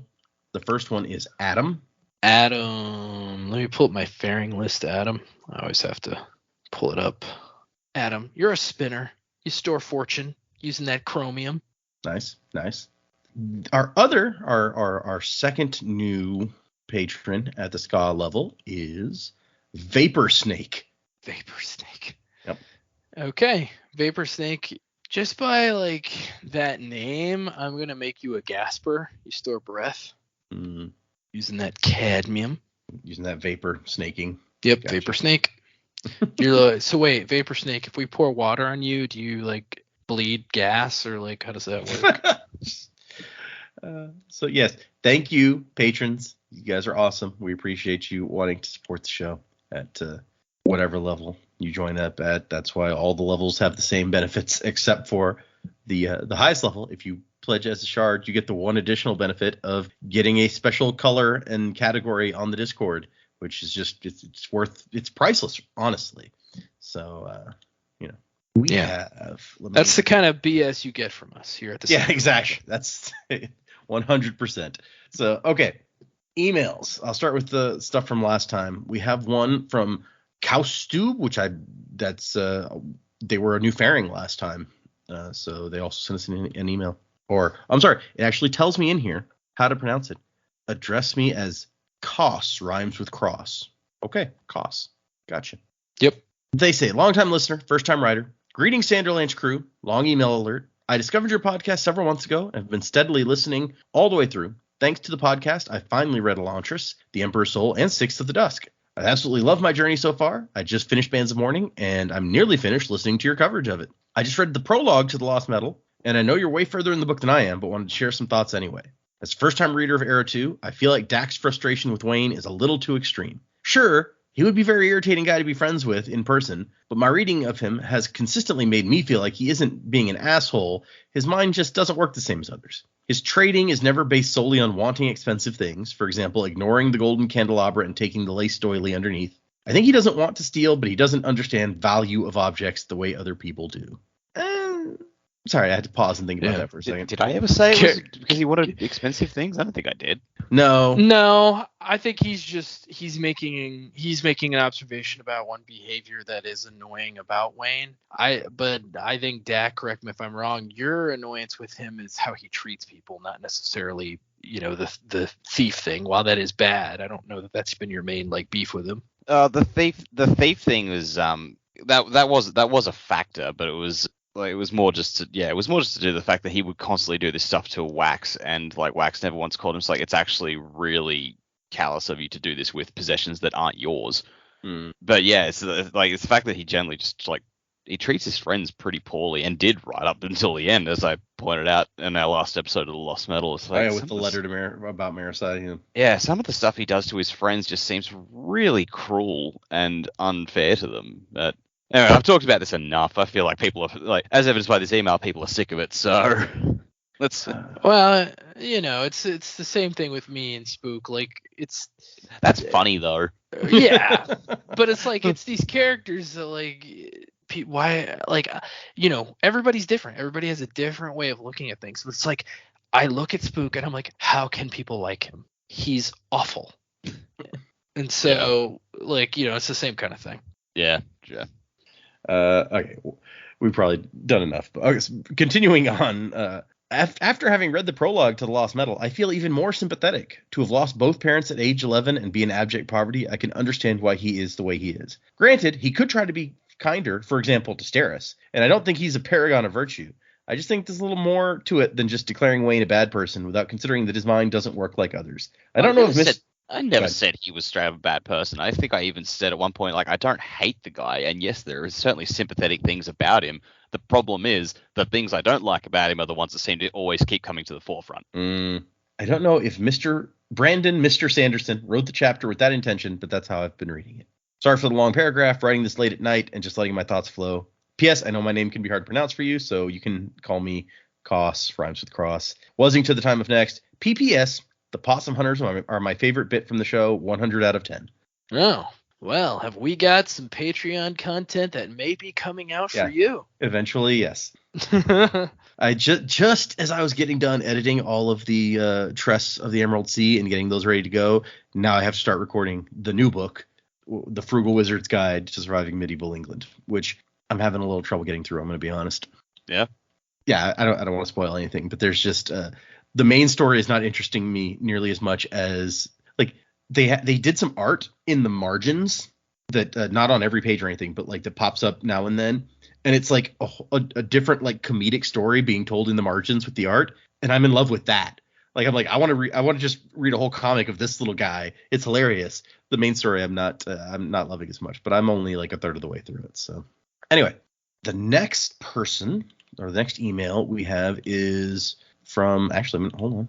Is this person also? Yeah, this is Adam that we just gave a misting or a fairing name to. Also sent us an email. So two people who became patrons and sent us an email at roughly the same time. This Adam. The title of this email is Lost Metal Wrap-Up Thoughts. Congratulations, Sanderlanche crew, on finishing the currently released Mistborn series. It's hard to believe you've made it all the way through after so long. I just wanted to write in and share my thoughts on the Lost Metal and Era 2 as a whole. And fair warning, the email is mostly negative, despite my general enjoyment of the book. My overall feelings about the book is that there are parts that I really like, but on the whole, it doesn't click for me. Some other people have described it as less than the sum of its parts, and I think I agree. There are really cool moments like the Ghost Blood stuff for Wayne or the Wayne and Harmony conversation at the end, but the story as a whole doesn't work for me. I think part of it is that it feels less like the final book of a series and more like a hook for future books. There are a bunch of plot threads left open. The bands, for instance, pretty much everything with the Southerners, what Kelsier's been up to, with no resolution, basically wait for Era 3 to find out more. In direct contrast to Era 1, which, while allowing for future stories, pretty definitively ended the story it was telling.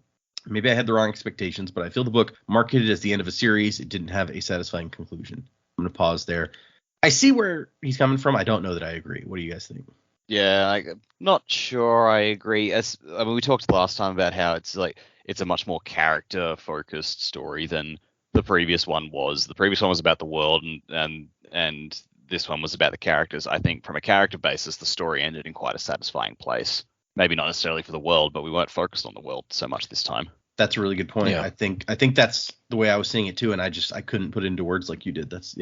Yeah, so I understand frustration with not getting certain parts of the story wrapped up. Totally agree. I had the same problem with the end of the first Mistborn era. There were several things that weren't addressed that I was kind of like, ugh. But because of, which I know this person writing this email is kind of criticizing it, but because of the extra world building stuff that's coming in from the different parts of the Cosmere, I feel like it's an easy bridge to go read something else that will address it in the future. So if what I'm expecting is, hey, these things that I didn't get answers to, now that I know that there's a more clear intention of mixing stories, that I'm looking forward to possibly getting those answers in the next era or in another work that ties in to Scadrial. So because of the amount of mixture that happened in this book, I feel like it's basically expanded my expectations for what could be coming. Because before, everything that we read was so in its own, not to be punny, but in its own world, because it was self-contained in its own little area, that I didn't know that it was going to be possible for us to get answers to these things. But now it feels much more possible, especially after going to the convention, which, like we've talked about several times. It was a great time hearing Brandon talk about it and his excitement for the future of what he's working on. I feel pretty confident that we're going to get something pretty good and possibly answers to questions that are left open. So. What about you, Jamie? What do you think? Yeah, I mean, I think from our wrap-up episode, I think we were all pretty satisfied with the book. I know I was like, yeah, there's definitely things that have been left open, but like Joe said, it's not unachievable to get those answers now. I do agree that some of it felt a bit of a build up to the next era or something else that's going to happen in the Cosmere. It was definitely, while it ended the story for our characters, it's like Dak was saying, which it was so character driven, it wrapped up that story quite nicely. But yeah, you could not put a lid on everything that we had read about. I think I'm glad that stuff that came up earlier in the series was addressed. But yeah, things like the bands, yeah, they're not resolved. But I don't feel like I've been robbed of getting answers. Ask me again when we get to the end of the Cosmere if we don't have an answer to that question, because then I'd be annoyed. That's fair. Yeah, if we get to the end of the Cosmere and never get the answers, then that would be annoying. I wonder how much of how we read it, though, makes a difference in how we feel. I mean, this is something that you could possibly answer, Data, I don't know, but we cover so much of it in depth that what one person misses, perhaps someone else has picked up on, and then kind of factor that in as we're going. It's like we haven't had a chance to read through it and make up our own minds and opinions. Like, yes, we're making up our own minds, but we're discussing it every 5-6 chapters. So by the time we get to the end, you might be already considering something that someone else has talked about. Whereas if you had read that on your own, maybe you'd never picked up on it. That's a really good point. And not just that, although that's probably the main, but you also have me here to be like, and here's like a theory that other people have postulated that I'll throw out now because it's relevant now, instead of you reading the whole book and then you go out and read online. Absolutely. So, yeah, it probably is a really different way to experience it than generally people get. And I know we've touched on this in the past, but how would you say that doing the show and hearing us go through these books for the first time, how has that kind of maybe changed the way you've looked at some of these books? I mean, I think it's given me a much better appreciation for how well he does foreshadowing, that you guys can pick up on some big twists way before they happen, because I just speed through it so fast that I don't pick up on the foreshadowing. And also, like, hearing you guys' opinions on stuff like Spook, like, I never really thought about Spook that much, honestly. He just wasn't the most interesting of the characters, and so it just I didn't consider his actions in depth that much. And then you were bringing up, like, look at how creepy this is. I'm like, you know what? He's right. That is creepy. So, yeah, I mean, it definitely changes some stuff. And then I've probably contaminated you guys, because you even mentioned, like, you weren't thinking about the negatives of Wayne until I brought up some people have an issue with some of the stuff that Wayne is doing. You're like, yeah, he is. But, like, my first time through, I never noticed anything like real negative about Wayne. I'm going to say I actually think I don't even remember you bringing that up. I remember the moment my opinion of Wayne started to turn was when he was just giving Steris for absolutely no reason, giving Steris shit for absolutely no reason in the second book, and we're just like, hang on a minute, and then all of a sudden, like, once I had that critical look of his behavior there, it spread to other aspects and things that he was doing. You're like, wait a second, we kind of like Steris in book 2. You back off. Yeah. Book 1 Steris, nobody was all that impressed by. Well, at the end we were. Yeah, I was going to say, there's That's definitely fair, a turn at the end where he rescues her, and, you know, it's exciting for her, and, you know, we're like, oh, maybe she's not so bad. Yeah, she's got that moment where she's like, look, I don't really know how to express these things normally, but just I want to let you know how grateful I am. And I think that's when it was like, oh, okay, she's just kind of different. She gets a moment to pour her heart out, and we're just like, oh, okay. Yeah, and then we felt bad for making all those jokes at her expense at the start of the book. Yeah. Okay, so back to your email, Adam.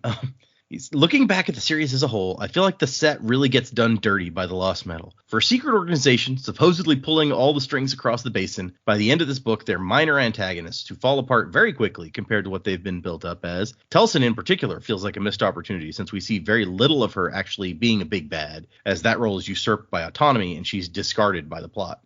I think we touched on. Yeah, we talked about that. Yeah, I think we touched on that. It's like Taldain's just kind of dead. I think at that point, though, like, what I feel like really that turn really happens when Ed Warren dies. Yeah. When he dies, it's like, okay, well, the set is not as big and bad or as big of a thing as we thought it was, because there's somebody else pulling the strings behind all this. Well, and there's also, I mean, there's the fact that the set has like hundreds of fully outfitted soldiers, which would be real intimidating in this world where there's not much of a military in general, except that we don't see much of that because it's glossed over with Wax murders every single one of them.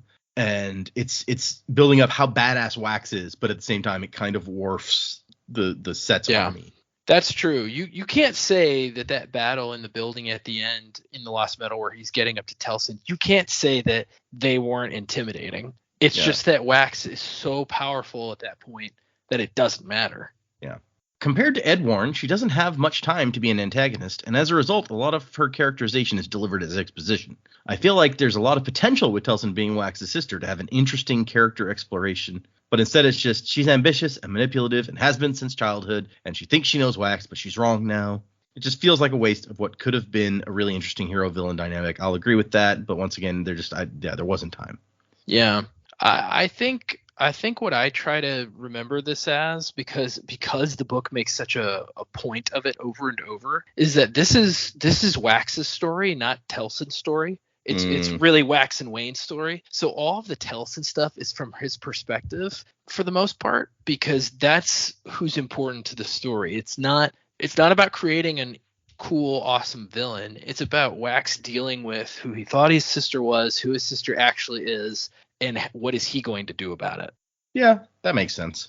I mean, it doesn't stop me from feeling like she's a little lackluster as a bad guy, but you're not wrong. Yeah.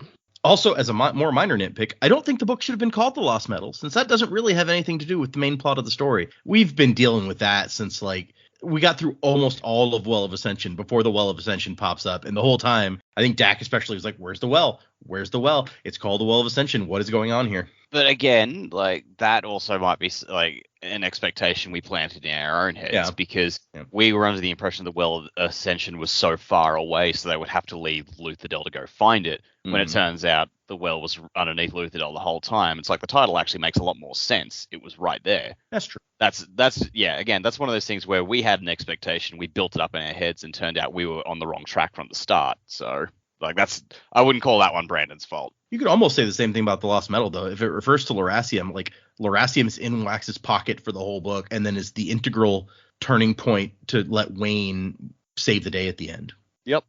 Yeah. Also, in addition, I feel like Alloy of Law isn't a super great title for that book, but the book is very good. Yeah, I think it comes from basically one kind of internal monologue Wax has about making an alloy of the way that you do things. But yeah. Okay, sorry. Finally, I wanted to give my thoughts on Wayne's character, since I wrote in several months ago and bashed him pretty hard. I like that Brandon addresses a lot of Wayne's flaws in this book and really delves into his psychology. It did make me like him more, and did some to redeem his shittier moments, Henri Andre in particular. But I still feel like my main issue with Wayne went unresolved. For me, a lot of Wayne's flaws have to do with his inability to consider other people and their feelings. His character arc in this book, which I thought was well done, was about forgiving himself and moving beyond the mistakes of his youth, but he still acts in a flippant and egocentric manner, doing all the same immature jokes and trading as before. Don't get me wrong, he's definitely a better person at the end, but I wouldn't go so far as to say that I fully come around on him. Sorry for the negativity, but I wanted to put my thoughts out there. I still enjoyed the book, just not as much as I'd hoped. That's all for me. Looking forward to more Cosmere, Adam. Yeah, I'd say I'd agree with that, but at the same time, I feel like that makes Wayne more three-dimensional. If we had a character that completely did a 360 in his personality, and he changed and he was better and he stopped doing all those things he used to do, that's nice. It's pretty. It's not realistic. Okay, one more real quick one, because we're running longer than I'd like to on this one, but so I'll leave the others for next time. But we have one from Krista that is very short. It says, there's no subject. To answer Joe's question about where he's heard goddamn heroes, is that not Mass Effect? Also, really enjoyed the episodes, and I hope you like the remaining epilogues and whatever book you move on to next. To answer your query, it is Mass Effect. It's said by a mercenary character that's actually DLC in the original Mass Effect 2 game. When they did Mass Effect Legendary, of course, they included all that stuff in with the game. I don't remember the mercenary's name, but the voice actor that plays him is pretty awesome. Yeah, I think it was we hit that line, and you were like, wait, I know that from somewhere other than Serenity. And so she was trying to help you out. Yep. Okay, so for next time, we're going to read 3 more chapters, which will get us to the end of the first of the 3 books of the original release. So we're going to read 4, 5, and 6. However, I would also like you guys, you're going to make a side trip here. After you read those 3 chapters, I want you to go back over to Arcanum Unbounded. And in Arcanum Unbounded, you're going to read the essay entitled The Taldain System. Ooh, we're going to get some background on the planet, huh? It's about halfway. It is 53% of the way through Arcanum Unbounded. So you could probably open the middle and basically hit it. And we'll get a little bit of information. And remember, Chris wrote these. So we're going to get information about the system, her system from her perspective. And it's not a real long bit. It's just a couple pages. Yep. So 4 through 6 and the Taldain System essay for next time. If you'd like to send us emails like those folks did, the address is thesanderlanche@gmail.com. Find us on Instagram and Facebook and Twitter and Patreon, where I think there's only 2 episodes left to go up of Tress of the Emerald Sea, my reading that for the first time. And then immediately after that, we'll start putting out the Frugal Wizard's Guide to Surviving Medieval England. Every episode, I'm like, I got to find a way to shorten that, and I haven't found a good way yet. But that book is not as long chapter-wise. I think they're going to end up being like 10 or 12 episodes as opposed to the like 20 some odd episodes of Tress that there were. So that should finish a lot quicker. Other than that, music by Miracle of Sound. As we said, this one is the song that he did based on Dune called Soul of Sand, which, it's hard to say that's not appropriate for the book called White Sand. So hope you guys are enjoying this. I hope that if those of you who don't have access to the comics are reading the prose version or at least able to follow along with my recounting what's going on. And who knows, maybe you guys will listen and be like, hey, this sounds so cool. I want to go out and buy the comic. So you're welcome, Brandon, for clearly we're going to be the turning point that just makes this comic take off. Either that or our listenership's going to drop like 200 people. Yeah, no one's going to listen to these episodes. It's fine. That just means that those of you hearing this right now, you're the hardcore followers of the show, and we appreciate you all the more for that reason. So, 3 chapters plus that essay for next time, and wasing to the time of next. Prologue. The desert has a soul.